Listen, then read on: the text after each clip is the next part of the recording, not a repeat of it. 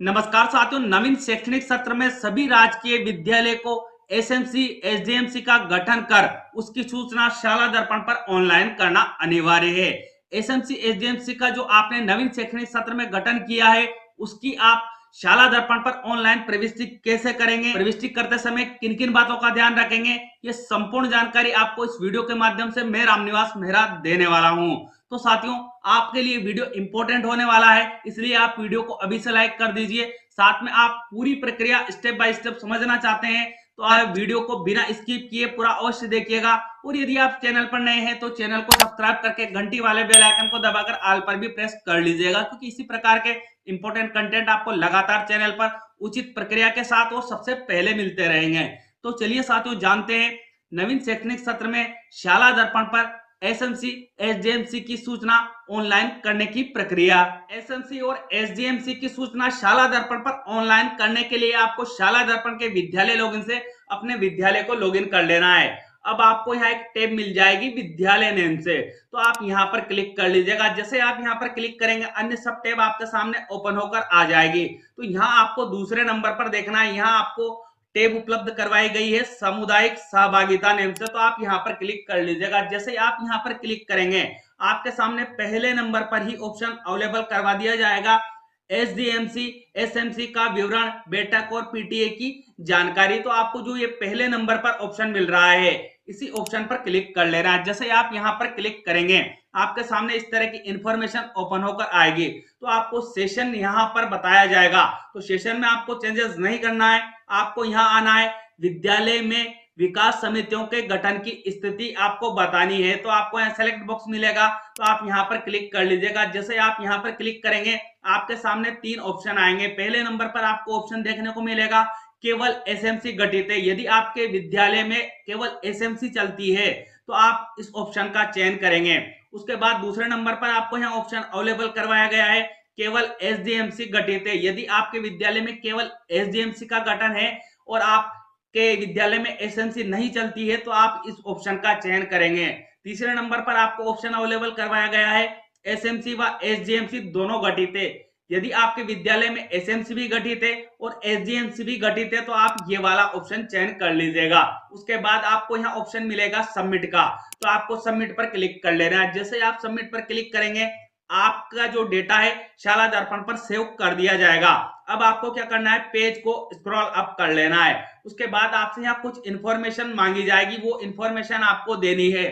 सबसे पहले एसएमसी गठित होने की दिनांक, तो जो नवीन शैक्षणिक सत्र है इसमें यदि आपने एसएमसी का गठन किया है तो आपको यहाँ पर सेलेक्ट बॉक्स मिलेगा, आप यहाँ पर क्लिक कर लीजिएगा। जैसे आप यहाँ पर क्लिक करेंगे आपके सामने इस तरह का कैलेंडर बॉक्स ओपन होकर आएगा। तो जिस भी तिथि को आपने आपकी नवीन एसएमसी एसडीएमसी का गठन किया है वो तिथि आपको यहाँ से चुन लेनी है। उसके बाद आपको यहाँ पर दूसरे नंबर पर इंफॉर्मेशन अवेलेबल करवानी है एसएमसी की पंजीयन संख्या। तो आपके विद्यालय में एसएमसी चलती है उसकी पंजीयन संख्या क्या है वो संख्या आपको यहाँ एंटर करना अनिवार्य है। यदि आपने अभी तक एसएमसी का पंजीयन नहीं करवाया है तो आप अविलंब इस कार्य को पूर्ण कीजिएगा और अपने विद्यालय के जो एसएमसी है उसका पंजीयन अवश्य कराइएगा। अब आगे आपसे यहाँ जानकारी पूछी जाएगी, जिस तिथि को आपने आपकी एसएमसी का पंजीयन कराया है वो तिथि आपको यहाँ सेलेक्ट करनी होगी। तो आपने जो भी पंजीयन संख्या यहाँ लिखी है उस परिपत्र पर जिस तिथि को आपकी एसएमसी का पंजीयन हुआ होगा वो तिथि भी आपको देखने को मिल जाएगी। तो वो तिथि आप यहाँ से सबसे पहले ईयर सेलेक्ट कीजिएगा, उसके बाद आप मंथ सेलेक्ट कीजिएगा, उसके बाद आप यहाँ से डेट का चयन कर लीजिएगा। आपकी जो एसएमसी गठित हुई है और उसका पंजीयन हुआ है वो दिनांक आपको यहाँ डिस्प्ले कर दी जाएगी। आगे आपको यहाँ यदि आपके विद्यालय में एसडीएमसी भी चलती है तो ऐसी कंडीशन में आपको यहाँ पर दिया गया है एसडीएमसी गठित होने की दिनांक। वर्तमान शैक्षणिक सत्र में आपके यहाँ यदि आपने नवीन एसडीएमसी का गठन किया है तो वो किस तिथि को किया है वो आपको यहाँ सेलेक्ट करना होगा। तो आप यहाँ पर क्लिक कर लीजिएगा। जैसे आप यहाँ पर क्लिक करेंगे आपके सामने इस तरह का कैलेंडर बॉक्स आ जाएगा। तो आप यहाँ से वो तिथि चयन कर लीजिएगा जिस तिथि को आपने एसडीएमसी का गठन किया है। आगे जो आपको इंफॉर्मेशन अवेलेबल करवानी है एसडीएमसी की पंजीयन संख्या। यदि आपके विद्यालय में एसडीएमसी चलती है तो उसकी पंजीयन संख्या क्या है वो आप यहाँ पर दर्ज कर लेंगे। उसके बाद आपने एसडीएमसी का पंजीयन कब कराया था वो तिथि आपने यदि पहले से इंटर कर रखी होगी तो आपको यहाँ डिस्प्ले हो जाएगी, उसमें आपको चेंजेस नहीं करना है। और यदि आपने तिथि एंटर नहीं कर रखी है तो वो डेट आप यहाँ पर एंटर कर लीजिएगा इस कैलेंडर बॉक्स की सहायता लेते हुए। उसके बाद आपको यहाँ ऑप्शन देखने को मिलेगा सेव एंड नेक्स्ट का, तो आप यहाँ पर क्लिक कर लीजिएगा। आपके सामने अगला पेज ओपन होकर आ जाएगा। तो आपसे यहाँ सबसे पहले जानकारी मांगी जाएगी, एसएमसी से संबंधित सूचनाएं आपको प्रोवाइड करवानी है। तो यहाँ आपको स्पष्ट किया गया है कि एसएमसी की वर्तमान कार्यकारिणी का गठन आपने किस तिथि को किया है, वो तिथि आपको यहाँ सेलेक्ट करनी होगी। तो आप यहाँ पर क्लिक कीजिएगा। जैसे ही आप यहाँ पर क्लिक करेंगे आपके सामने इस तरह का कैलेंडर बॉक्स आएगा। तो सबसे पहले आप यहाँ से ईयर सेलेक्ट कर लीजिएगा, उसके बाद आप मंथ सेलेक्ट कर लीजिएगा। उसके बाद आपको क्या करना है, यहाँ से डेट का चयन कर लेना है। आपने किस तिथि को आपकी एसएमसी का गठन किया है वो तिथि आप यहाँ पर सेलेक्ट कर लेंगे। उसके बाद आप नीचे आएंगे तो आपको यहाँ एसएमसी सदस्यों का विवरण एंटर करने के लिए कहा जाएगा। तो आपको यहाँ पर पद देखना है, आपको किसकी इंफॉर्मेशन देनी है वो आपको यहाँ उसका पहले पद देख लेना है। उसके बाद यहाँ आपको इंफॉर्मेशन देनी है। सबसे पहले आपको यहाँ अध्यक्ष की इंफॉर्मेशन देनी होगी।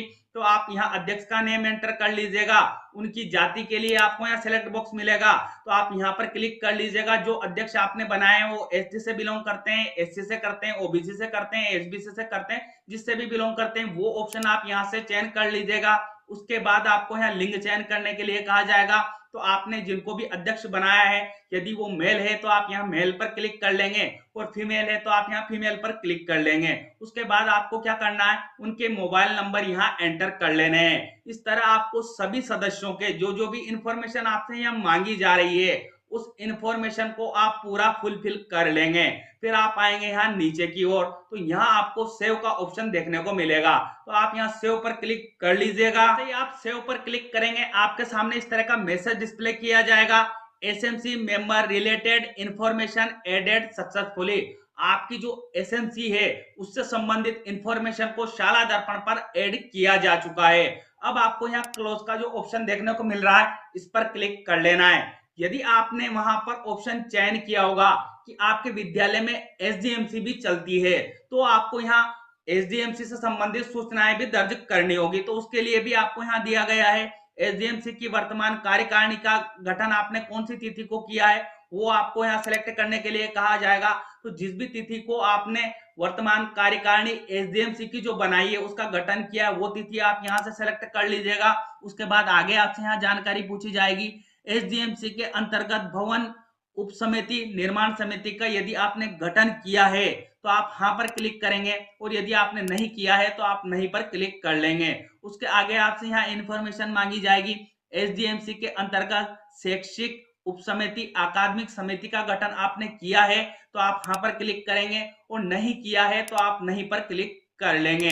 तो ये डिपेंड करेगा आपके ऊपर कि आपने ये जो समितियां आपसे यहाँ पूछी जा रही है उनका गठन किया है या नहीं किया है। आगे आपसे जो जानकारी चाहिए जाएगी तो आपको यहाँ पर इंस्ट्रक्शन जो दिए गए हैं उनको रीड करना है। एसडीएमसी के सदस्यों का विवरण आपको प्रोवाइड करवाना है। तो एसडीएमसी के सदस्यों के पद से संबंधित इंफॉर्मेशन आपको यहाँ पर बताई गई है। तो जो भी पद आपको यहाँ पर बताया गया है उसके अनुसार आप यहाँ उनका नेम एंटर करेंगे। उनकी जाति के लिए आपको यहाँ सेलेक्ट बॉक्स दिया हुआ है, तो आप यहाँ क्लिक करके एससी एसटी ओबीसी जो भी उनकी जाति बिलोंग करती है वो आप यहाँ से सेलेक्ट कर लेंगे। फिर आप जिनका नेम यहाँ लिख रहे हैं वो मेल है या फीमेल है वो जानकारी आपको प्रोवाइड करवानी होगी। तो आप यहाँ जो मेल या फीमेल का ऑप्शन दिया गया है इस पर क्लिक करके उनकी इंफॉर्मेशन को प्रोवाइड करवा दीजिएगा। फिर आपको यहाँ पर मोबाइल नंबर एंटर करने के लिए कहा जाएगा। तो जिनका भी नेम आप यहाँ प्रोवाइड करवाते हैं उनका मोबाइल नंबर आपको यहाँ प्रोवाइड करवा देना है। फिर आपको पेज को स्क्रॉल अप कर लेना है। जो जो भी इंफॉर्मेशन आपसे यहाँ मांगी जाती है सभी इंफॉर्मेशन को आप फुलफिल कर दीजिएगा। फिर आपको यहाँ एक ऑप्शन देखने को मिलेगा सेव डिटेल का, तो आप यहाँ सेव डिटेल पर क्लिक कर लीजिएगा। जैसे ही आप सेव डिटेल पर क्लिक करेंगे शाला दर्पण कुछ टाइम प्रोसेस करेगी और आपके सामने इस तरह का मैसेज डिस्प्ले किया जाएगा, SDMC member related information has added update successfully. मतलब आपकी जो एसडीएमसी से संबंधित इंफॉर्मेशन आपने दर्ज की है उसे शाला दर्पण पर सेव किया जा चुका है। अब आपको यहाँ क्लोज का ऑप्शन देखने को मिलेगा, तो आप यहाँ क्लोज पर क्लिक कर लीजिएगा। जैसे आप क्लोज पर क्लिक करेंगे ये मैसेज आपके सामने से हट जाएगा।